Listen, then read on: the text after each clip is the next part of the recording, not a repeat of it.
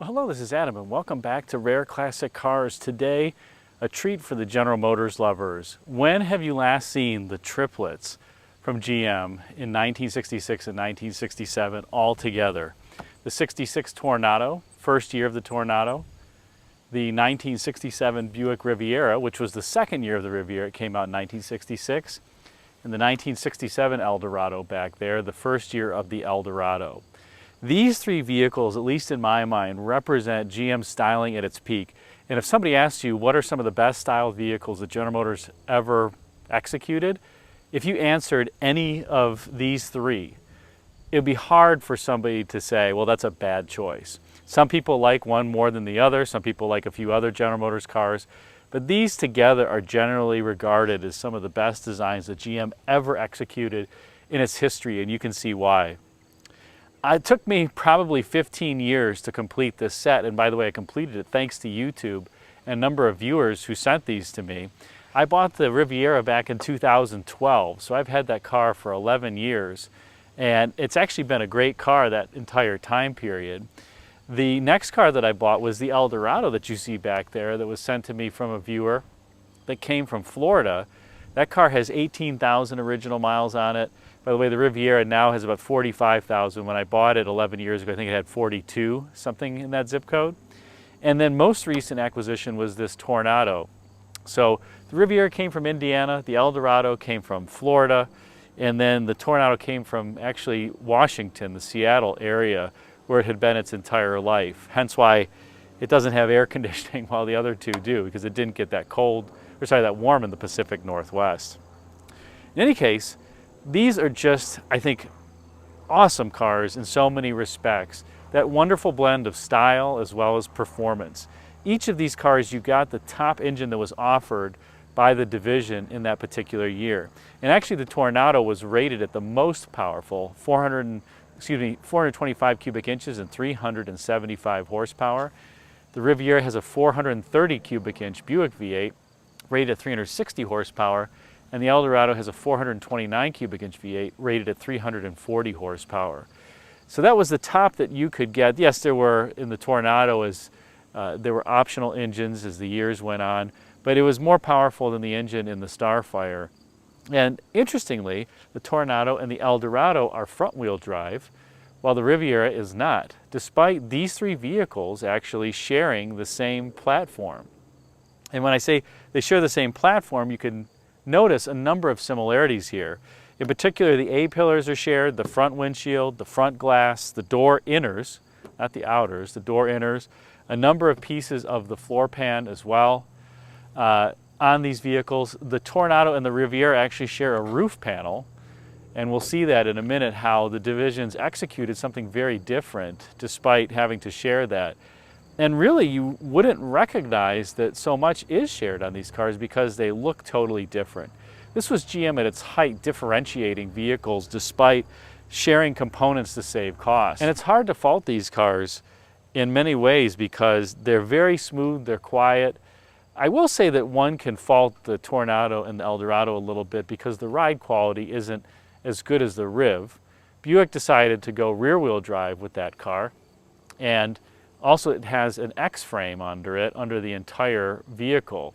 And because the Toronado and the Eldorado only have a 3/4 length frame that terminates just ahead of the shackle for the single leaf rear suspension, the bodies on these cars are pretty rigid. So the Riviera actually has a rigid body and a rigid X-frame.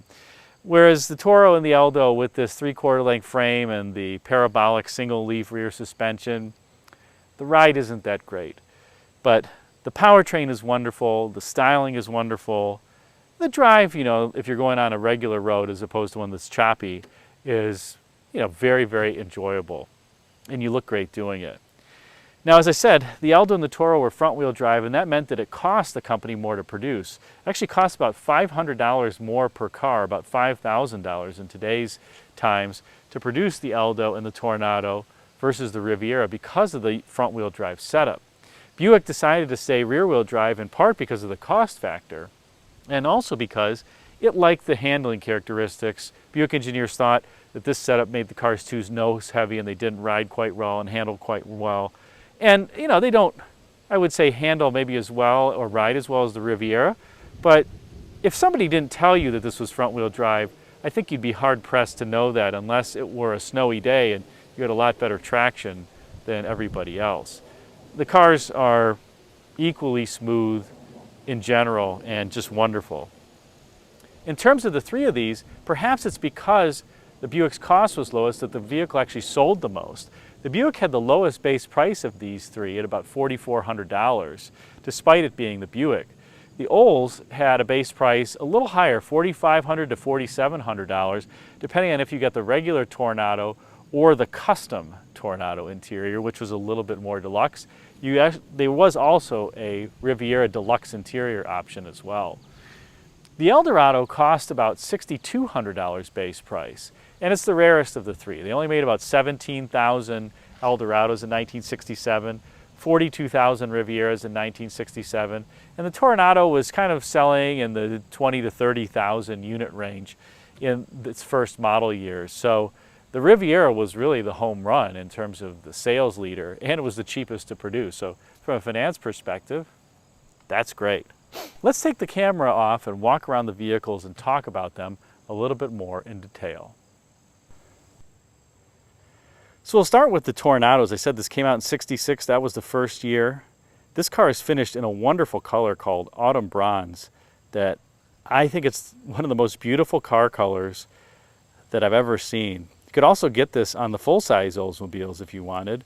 And it was a one-year only color, I believe. It was gone in 1967. They had something similar, I believe, called Garnet Red, but it just wasn't the same. The Stylan, this was inspired by the Cord 810 front end, particularly those bars up front and also the wheel design. You'll notice it's very similar to the Cord. And I guess you could make the argument that those large fender arches mimic the separate dropped fender look that the Cord had. But just a wonderful, beautiful styling execution. I love this front fender. Some complain that the overhang is too chunky and too large, and it is indeed larger than the Riviera. But I don't mind it. I think it looks good. This car does have the optional cornering lights, the optional chrome-plated wheels, and not too much else. It's a pretty base car otherwise. It does have tilt telescoping wheel, and I think that's about it. Oh, the custom interior. That would be another option. But no air, no power, and who cares? I think the car is beautiful, and it drives great, and I just drive it on autumn days or near autumn days. Don't need air conditioning in every car if you live in the Midwest. And this is just a stunning car from any angle. As I mentioned, the Toronado was the first vehicle to really make these pronounced fender flares a key styling motif. And notice this roof line here that forms the rear quarter panel. That's the exact same line that if I back up on the Riviera, you see here. But look at what a different execution the Riviera has. Has its own kind of wheel, I don't know what you'd call that, a fender form, I suppose. Also beautiful, and Buick has that so-called W-shaped rear, where if you look at it from the top, you notice that it looks like an M this way, but designers called it the W shape, and the Buick has the W shape up front too, on the front end. The Eldorado eschews that W shape, but has this very prominent Cadillac egg crate grille. '67 was the only year where you had the hidden headlights and you have the turn signals in the bumper. '68, the turn signals would move up into the fender, largely because they were having trouble with the fits of this plug. They couldn't stamp this as one piece, so there's a die-cast plug here and a stamped fender, and this mating area got a lot of customer complaints. And I thought that was a rather elegant solution to move the turn signal. But that was not how the designers intended the car. They intended it to look exactly like this. '67 is also the only year of the Eldorado to have the exposed wipers with what I believe is a beautiful piece of art, this cowl. I don't know how else you can describe that. It's just, everywhere you look on this car, it's a piece of art. And of course, this was the vehicle that really made the fins popular for Cadillac. Cadillac had introduced the fins in the late 40s, but this blade shape, very thin, very elegant, as GM styling VP Bill Mitchell would have said, the crease in the pants look was really typified by this 67 Eldorado. And this was the car that inspired the Cadillac Art and Science theme later to come. And the XLR is an example, convertible. The Cadillac CN, the Evoque in particular too. I love how this rear glass has this plan view to it. It's bent. You have this etched area in the glass where a hot wire would be placed, and this glass would be bent to fit here. By the way, you can tell these cars that didn't have a vinyl roof from the factory because the molding isn't textured. If you got a vinyl roof, this molding was textured to match the top. And as you stand back here, you can see the Riviera and the Toronado share more than certainly the Eldorado. Like I said, the roof panel, the front and rear glass, the door inners, the front windshield, the A-pillars. I believe the rear window is maybe the same, if not similar. And clearly the Eldorado has a different roof line, more formal roof line, if you will. More of a vertical shape. Just a handsome looker. I mentioned the powertrains, but each of these vehicles has something interesting in the brake department. This Eldorado actually has the optional disc brakes on it. That was a really rare option. The Riviera has Buick's aluminum finned drums in the front, which a lot of hot rodders used in the era and are great for dissipating heat. They're absolutely immense. And the Toronado has the wimpiest brakes of all, just regular old drums, and that was actually the complaint that many people had in 1966. You couldn't get optional disc brakes. You just had drums. And they were a bit undersized given the power of the vehicle.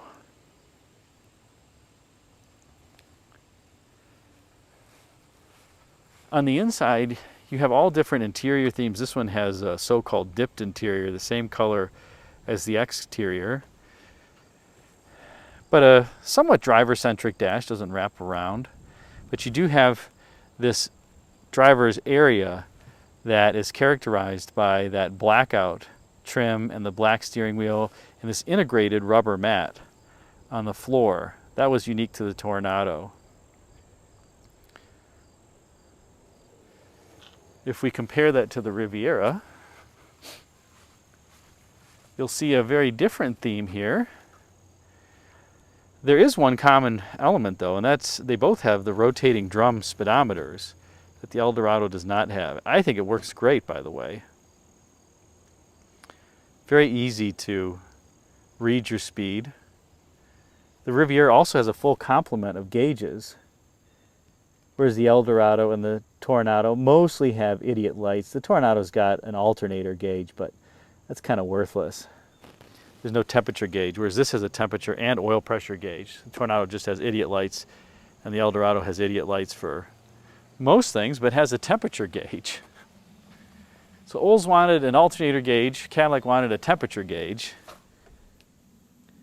and Buick got all of them. Notice the Eldorado and the Toronado also have this completely flat floor because of the front wheel drive, whereas the Buick has a hump because it's rear wheel drive.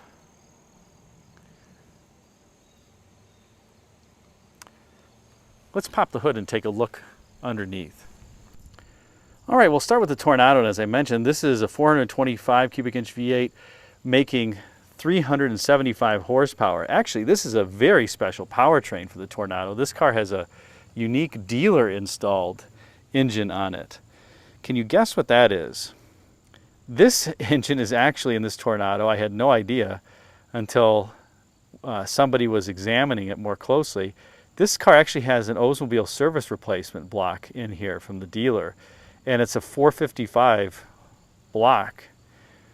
And it's not a motor that came out of a junkyard. It's actually a factory Oldsmobile service replacement block, and you know that because there's no VIN stamp down there. So this car at some point must have had some engine trouble, and a dealer replaced the engine with an Oldsmobile factory unit. So pretty rare. I think it's kind of cool. Some may want the original 425, but hey, I got an extra 30 cubic inches. And it's a 1970 premium fuel 455, so it's replaced with a really good engine. You can see here the turbohydromatic 425, which is effectively a turbohydromatic 400 that's split after the torque converter. A Morse Hivo chain then drives the transmission pointing forward in the car to a final drive, which then activates these half shafts and drives the front wheel. Very robust setup, used pretty much unaltered in GMC motorhomes that were powered by the Olds 455 or Olds 403. Next we have the Buick 430 cubic inch engine. This was Buick's first year for the 430. In 1966, if you got a Riviera, you got the last year of the Nailhead 425 cubic inch V8, which was also a great engine, but just couldn't go any larger and couldn't really breathe all that well. So Buick redid its V8, and again, this was the first year. These do have some oiling problems, the oil pump in some cases, and then they have solid push rods, so if the oil wasn't changed frequently, the upper end may start ticking, but this engine runs great. The oil pump, I've had it apart, had to replace the water pump on here. You got to take the timing cover off, and just had everything checked. Oil pump's in great shape. Oil pressure's excellent on this engine. Notice, by the way, the Riviera it's the only one to have electrically activated headlights that are activated by a motor there, and it rotates the headlights down. The Toronado and the Eldorado have vacuum operated headlights. And all three of these cars have hidden headlights. This is, by the way, the only Cadillac 67 and 68 Eldorados to have hidden headlights. This is the 340 horsepower, 429 cubic inch Cadillac V8. Again, this is a new style air conditioning compressor on this car. It was replaced at some point. This is the auto leveler for the rear shocks. Cruise control, the so-called dial-a-cruise that was Cadillac unique, where you rotated this dial here to the speed that you wanted, and then you push that button and it would set the cruise control. Very tasteful, elegant interior in all three of these cars. So in the powertrain department, which one's my favorite? That's kind of like asking three valedictorians which is the better student. I don't know. I think the 429 maybe is the weakest. This is the last year of the 429 before the 472 would be introduced in 1968. I have a 69 Eldorado with that high compression 472, and I think I prefer it, but I mean, this is still a really good engine. The Buick and the Olds engines are also phenomenal, and the transmissions are phenomenal. So, hard to pick. So now we come to the conclusion, which of these is the best? Well, that's really a tough question to answer. Again, it's like having three just excellent vehicles and trying to pick between them. So I'll phrase it in terms of which one would I have bought in 1966, 67, and admittedly, like I said, this Toronado is a 66, the Riv and the Eldo are 67s. But if I had to pick between the three, which one would I pick? I would have picked the Riviera. And why is that? First, I'm a finance guy, and it was the cheapest. Second, in spite of being the cheapest, it actually has the best ride. The 4-coil suspension, X-frame, endows the vehicle with actually a much better ride than the Eldorado or Toronado, and it's quieter as well. And I think the thing looks great. They all look great. So that's kind of a decision that you can't make, is picking the styling between the three. Although put in the comments section which one you like. Vote. I'd really be curious to see what the overall vote is. Toronado, Riviera, Eldorado. So, and I would just say, like I said, the Riviera looks great, it performs great, it has a great engine and transmission. I just can't imagine anybody driving that car, test driving it in 1967, or even the 66 version with the Nailhead, and saying, I don't want to buy this car. It's too smooth, it's too quiet, it's too powerful. I just don't like it. There's nothing to complain about on that car at all. Maybe the backseat leg room. But you weren't buying these cars if you had a family and were trying to shoehorn kids in the backseat. You were buying them for style and because you were likely single or an empty nester. I mean, these were expensive cars back in the day. And remember, people were having kids pretty young. So by the time they were in their mid-40s, they were in their more prime earning years and empty nesters. So I would have picked that Riviera. That said, all three of these are a great choice, but let me know which one you would pick, and I hope you enjoyed this comparison. Until next time, thanks again for watching, and take care.